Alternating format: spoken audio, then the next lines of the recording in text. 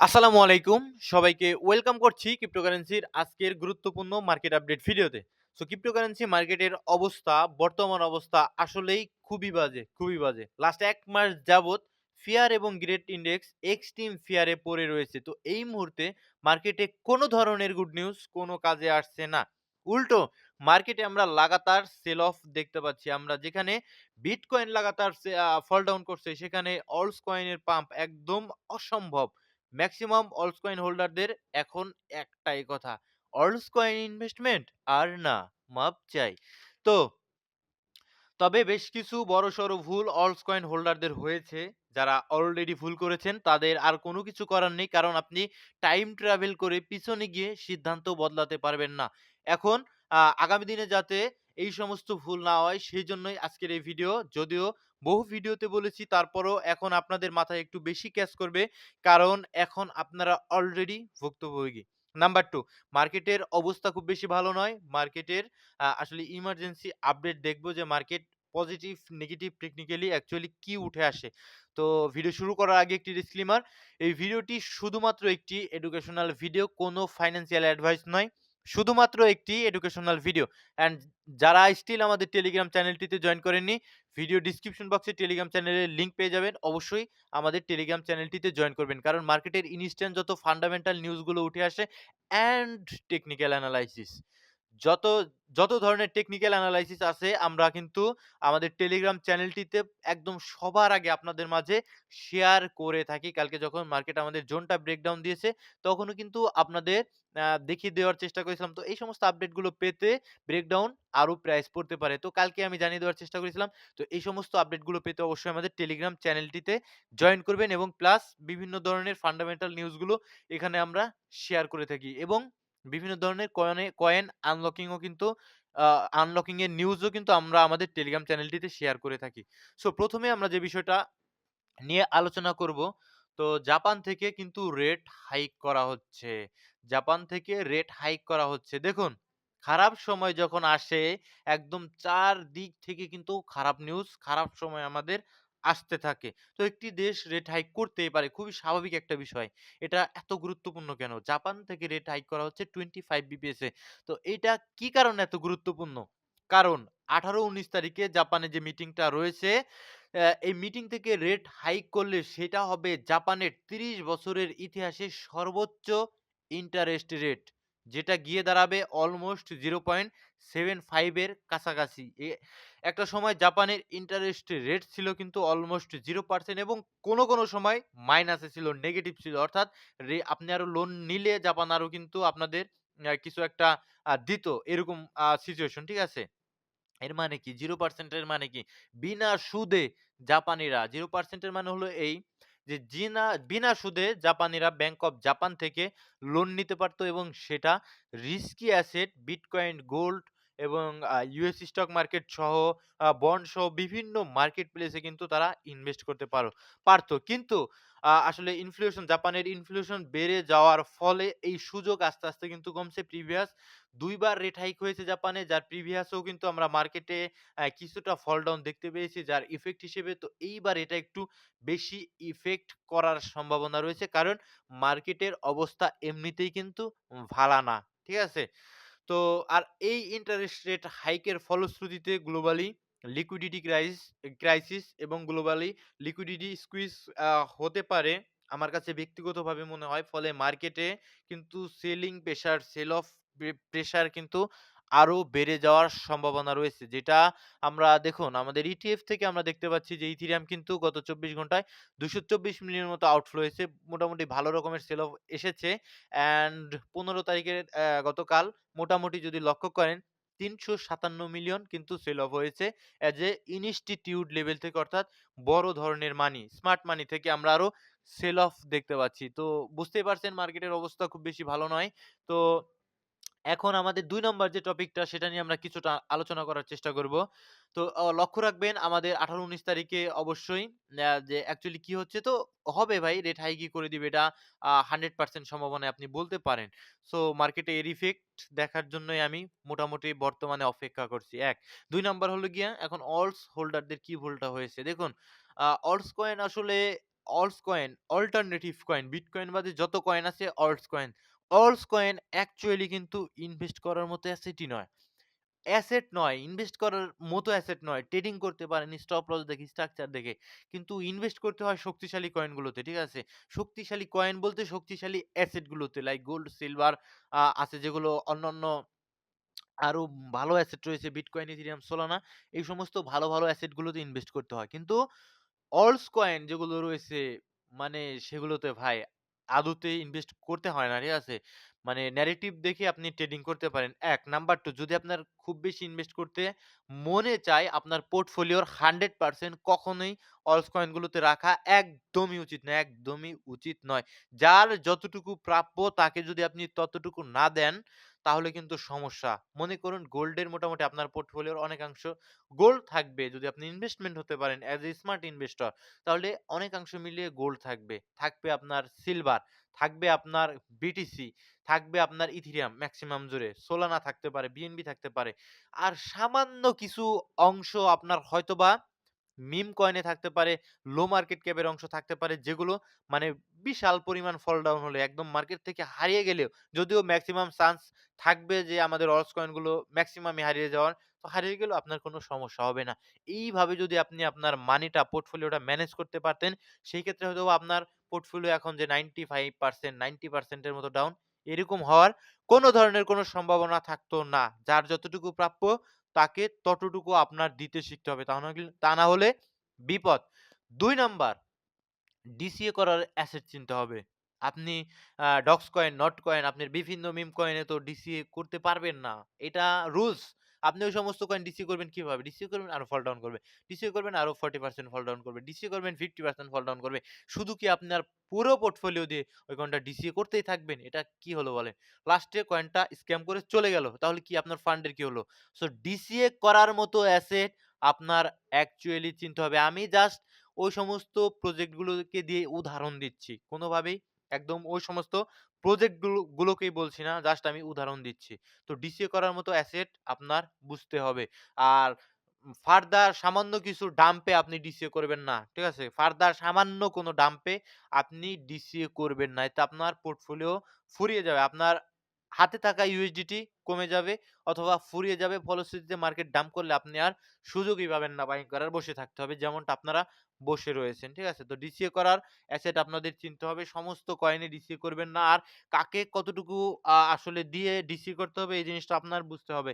দেখুন BTC, Ethereum এই সমস্ত কয়েন কিন্তু আজ হোক কাল হোক এগুলো রিকভার করার সম্ভাবনাই সবচাইতে বেশি। কিন্তু নিচের দিকে যে সমস্ত কয়েন আপনারা বাইং করে রেখেছেন ওই সমস্ত কয়েন লাইক টন $৮ এটা আপাতত ভুলে যান। পোল্কাডট যারা উপর থেকে বাইং করেছেন $10 পাশে ভুলে যেতে হবে। তো এই ইথিনাইনা যারা ইথিনাইনার কথা বাদ দিলাম। WLD কয়েন যারা $৩ এর উপরে $২.৫ উপরে বাইং করেছিলেন। ওকে ফাইন শেষ। তো আর ওইদিকে যাওয়ার ফিদা কয়েন আর বিভিন্ন ধরনের কয়েন রয়েছে। যারা উপর থেকে বাইং করেছেন তাদের আর উপরে যাওয়ার সম্ভাবনা নেই। কি কারণে? আপনার ডিসিএ করার অ্যাসেট আপনি চিনতে পারেননি। শুধু ডিসিএ করেছেন। ওই সমস্ত কয়েনগুলোকে রেখে দিয়েছেন। এগুলো রিস্কি অ্যাসেট। এগুলোতে ওইভাবে ভাই আপনার রাখা উচিতই না। পোর্টফোলিওর খুব সামান্য একটা অংশ রাখা যেতে পারে ৮০ বার ভেবে। মোটামুটি ৮০ বার ভেবে রাখা যেতে পারে। খুবই সামান্য একটা অংশ যেটা চলে গেলে আপনার খুব একটা বেশি প্রবলেম হওয়ার কথা নয়। ৩ নাম্বার স্টপ লস ইউজ করেন না। এটা বিশাল প্রবলেম। স্টপ লস ইউজ করেন না। আপনার লসটাকে লিমিটেড করতে হবে। আপনি যেকোনো অ্যাসেট হোক না কেন। আপনার স্টপ লস ইউজ করেন না কেন? সমস্যা কি আপনার? স্টপ লস যদি স্টপ লস চলে যায়, যাক সমস্যা নেই। পরবর্তীতে আবার স্ট্রাকচার ডেভেলপ হবে। দেন এগেইন আপনি নিতে পারবেন। বাট আপনি যদি স্টপ লস ইউজ না করেন, এখান থেকে যদি ধাপ করে একদম ফল ডাউন করে ক্র্যাশ করে আপনি কি? আপনার পোর্টফোলিওর কি হবে বলেন? বলেন আপনি কি হবে? আপনার পোর্টফোলিওর অবস্থাটা কি হবে বলেন? যদি ধাপ করে ৮০% ফল ডাউন করে, অলস কয়েনের কোনো গ্যারান্টি আছে? পড়তেই পারে। সিম্পল ইস্যু ভাই। সো স্টপ লস ইউজ করবেন। স্টপ লস ইউজ করলে আপনি বড় ধরনের বিপদ থেকে কিন্তু মুক্ত থাকতে পারবেন। এই ভুলটা করেছেন দ্যাটস ওয়াই আপনি এখন 95% আপনার পোর্টফোলিও নেগেটিভ রয়েছে। তো ৪ নাম্বার যে বিষয়টা, বড় ইনভেস্টমেন্ট করবেন না কোন অলস কয়েনে। বড় ধরনের ইনভেস্টমেন্ট আপনি কোন রিস্কি অ্যাসেট গুলোতে করবেন না। বড় ধরনের ইনভেস্টমেন্ট কোন রিস্কি অ্যাসেট গুলোতে করবেন না। খুব সামান্য অংশ আপনি রিস্কি অ্যাসেট গুলোতে রাখতে পারেন এজ এ নিজের এনালাইসিস অনুযায়ী। বিটকয়েন, ইথেরিয়াম এগুলো, সোলানা এগুলো রিকভার করার সম্ভাবনা সবচাইতে বেশি থাকবে। তো পরবর্তীতে যেই সমস্ত আরো রিস্কি অ্যাসেট রয়েছে নিচের দিকে, এগুলো কিন্তু যেখান থেকে পড়বে ওই দিন ওই পর্যন্ত আর আসলে উঠার সম্ভাবনা একদম অলমোস্ট 0.0001% এর কাছাকাছি থাকার সম্ভাবনা রয়েছে। তো টেকনিক্যালি আলোচনা করব। ভিডিও অলরেডি অত্যন্ত লং হয়ে যাচ্ছে। তো টেকনিক্যালি দেখার চেষ্টা করব মার্কেট আরো কতটা ফল ডাউন করার সম্ভাবনা রয়েছে। তো দেখুন, ১ সপ্তাহের টাইম ফ্রেম, এটা আমরা উইকলি টাইম ফ্রেমে রয়েছি আজ এ বিটিসি তে। তো বিটিসি তে উইকলি টাইম ফ্রেমে যদি আপনি লক্ষ্য করেন, আসলে আমার যে নিচের দিকে জোনটা রয়েছে বাল্ক আকারে বাইং করার জোন, ইনভেস্টমেন্ট করার জোন, এখানে আসলে আমি বাল্ক আকারে ইনভেস্টমেন্ট করার চেষ্টা করব। কোন ফাইন্যান্সিয়াল অ্যাডভাইস নয়। আপনারা নিজেরা এনালাইসিস করবেন। জোনটা থাকবে ৭০ থেকে অলমোস্ট ৩৮ এর কাছাকাছি। যেভাবে বড়, বড় ইনস্টিটিউট একুমুলেট করে, আমি এই সমস্ত দীর্ঘ বছর ধরে ৩-৪ বছর ধরে এভাবে কিন্তু এখানে বাল্ক আকারে একুমুলেট চালানো যেতে পারে যে আমার এনালাইসিস অনুযায়ী। ২ নাম্বার, আমাদের বিটিসি মোটামুটি যদি লক্ষ্য করেন, আমাদের এখানে একটা ডিমান্ড জোনের মধ্যে অলরেডি রয়েছে, যার 50% অলমোস্ট কিন্তু ট্যাপের মতো হয়েছে, ট্যাপ করেছে।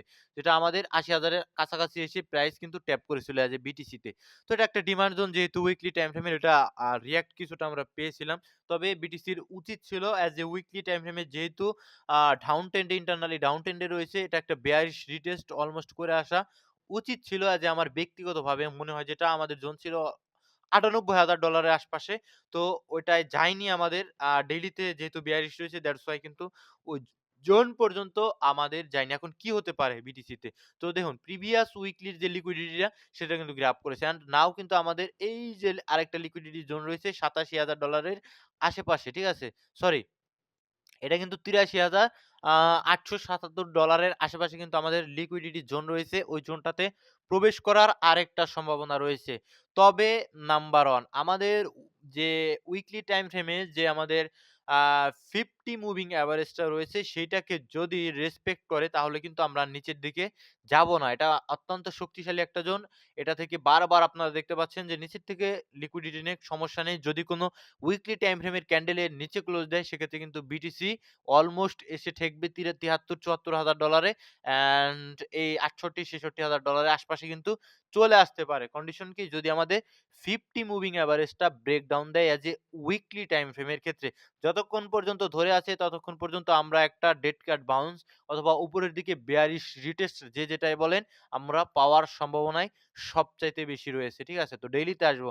তো ডেইলিতে আসলে আপনি দেখতে পারবেন এই যে বেয়ারিশ, একদম ট্রেন্ডটাই বেয়ারিশ ভাই। ট্রেন্ড আপনার বুঝতে হবে। এটা কি বুলিশ ট্রেন্ড? এটা কিন্তু পরিপূর্ণভাবে একদম বেয়ারিশ ট্রেন্ড। এই যে বেয়ারিশ রিটেস্ট, আমি সেদিনও আপনাদের বলার চেষ্টা করেছিলাম। এটা এজ লাইক বেয়ারিশ রিটেস্টের মতো কিন্তু বিটিসি ডেইলি তার টাইম ফ্রেমে আমাদের প্রিমিয়াম জোন থেকে কিছুটা লিকুইডিটি গ্র্যাব করে এখন কিন্তু আল্টিমেটলি একদম ট্রেন্ড কিন্তু বেয়ারিশ রয়েছে।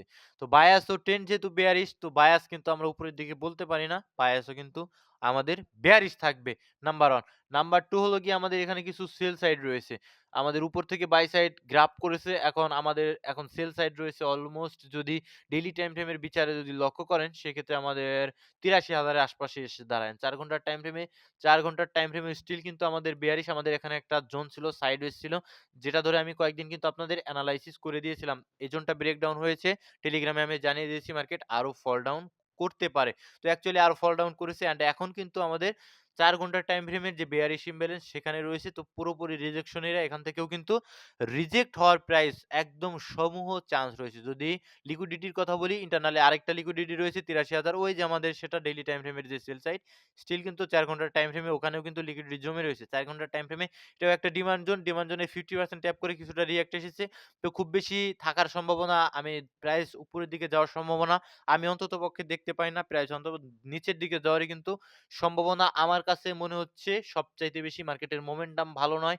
নিচের দিক থেকে হয়তোবা লিকুইডিটি আরো কিছুটা পুল ক্রিয়েট করে দেন উপরের দিকে আসার সম্ভাবনা রয়েছে। ব্যাড নিউজ রয়েছে মার্কেটে। এই নিউজগুলোর ইফেক্ট কিন্তু আরো পড়ার সম্ভাবনা মার্কেটে যথেষ্ট রয়েছে। দেখুন, আরেকটা সুন্দর আরেকটা বিষয় যদি দেখাই, এই চার্টে দেখানো যাবে না? আমি অন্য আরেকটা চার্টে যদি আপনাদের দেখানোর চেষ্টা করি, আ সেক্ষেত্রে সিজন ওয়াইজ যদি দেখেন, এই যে দেখুন। যখনই নিউ ইয়র্ক সিজন স্টার্ট হয়, মার্কেটে কিন্তু ফল ডাউন স্টার্ট হয়।